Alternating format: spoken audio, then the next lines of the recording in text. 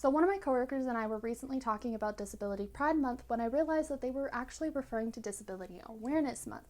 Now, one word doesn't seem that big of a deal, and in fact, I didn't even correct them because it wasn't the time or place. However, I do think it is a very important conversation that we need to have, especially as Disability Pride Month becomes more popular and more socialized. So first, let's consult the dictionary. Merriam-Webster defines awareness as the quality or state of being aware, knowledge, and understanding that something is happening or exists.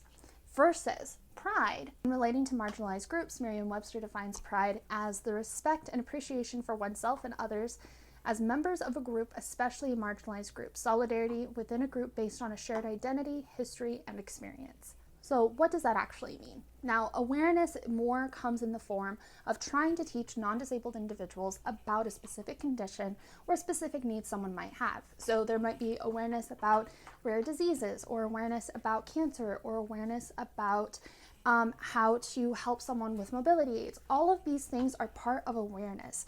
Now, awareness teaches, whereas pride celebrates. And I think that's a very big distinction that we'll see throughout this video that I want you to really solidify in your mind. But I still haven't answered exactly why the distinction is important. There are three main reasons. If you've followed my channel before, then you can probably guess where this first one is heading, and that is that our society loves to dramatize disability, but only in the context of plot, which means that it's very individualized. People love hearing about dramatic medical retellings. They love hearing people's stories. They love hearing their diagnosis. They love hearing all of these things as long as it doesn't really touch them. Awareness, while awareness is important and good, can also play into that. Is that a lot of times with awareness, people will talk about their personal experiences. They'll talk about how this thing affects them. They'll talk about it in order to bring awareness to it, but not necessarily to destigmatize it. Now, destigmatization takes action on the part of the audience, which means that if someone is trying to destigmatize something, that means if you are observing as an audience member, you're not just becoming aware of an issue, you are specifically having to rewire the way your brain thinks about that issue. Now, the key difference in awareness and pride comes in because pride is very community focused. It's talking about our collective experiences and asking people to participate in celebration of something that is deeply stigmatized, which requires a lot of audience participation. That's not only audience participation on the non-disabled individuals, but also disabled individuals need to kind of reconstruct the way they think about disability, and it is for their benefit, which can be a difficult process. So that's the first reason why it's very important that we draw a distinct line between awareness and pride. It's a different type of labor. Speaking of labor, this leads us to our second reason why the distinction is very important, and that is that people with disabilities are constantly having to educate the people around them.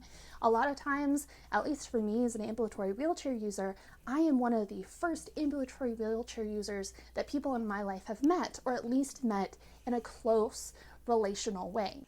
Learning about mitochondrial disease and rare diseases, 2Bs, wheelchairs, all of that is very important.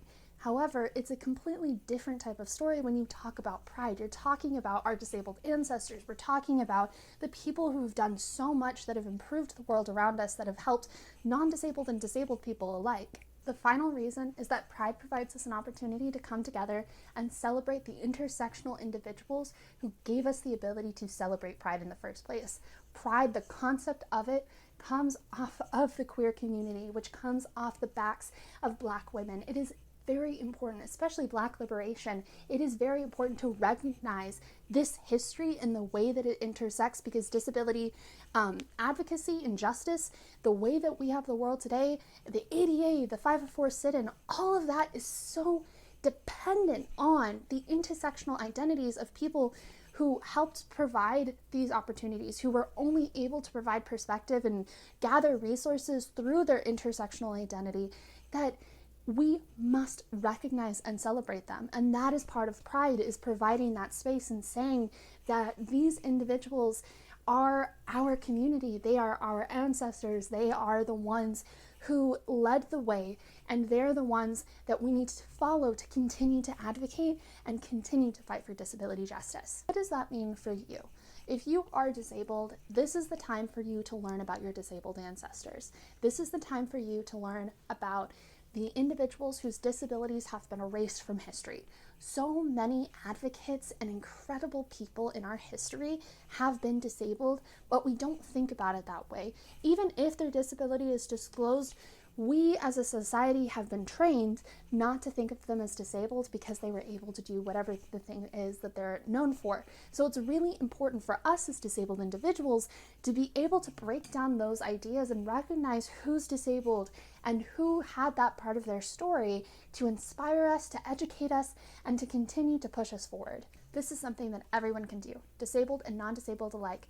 We really need to invest in our communities. We need to look at our history, our culture, our crip art, our crip poetry, all of these wonderful things that are a part of our history, and see it and celebrate it and provide opportunities, if you are non-disabled, to celebrate the disabled individuals in your lives. Celebrate their culture and history and recognize the ways in which we have been taught to pretend that these individuals that we look up to are not disabled when they are.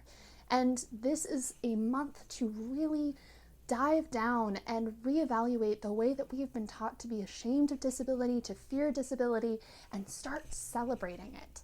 If you want to hear more about my perspective on disability history and culture, please like and subscribe. Please leave a comment. Who have you looked up to in our disabled history? What are the stories that mean the most to you? What are the things that continue to push you forward? I would love to hear from you, and I will see you guys next week. Bye!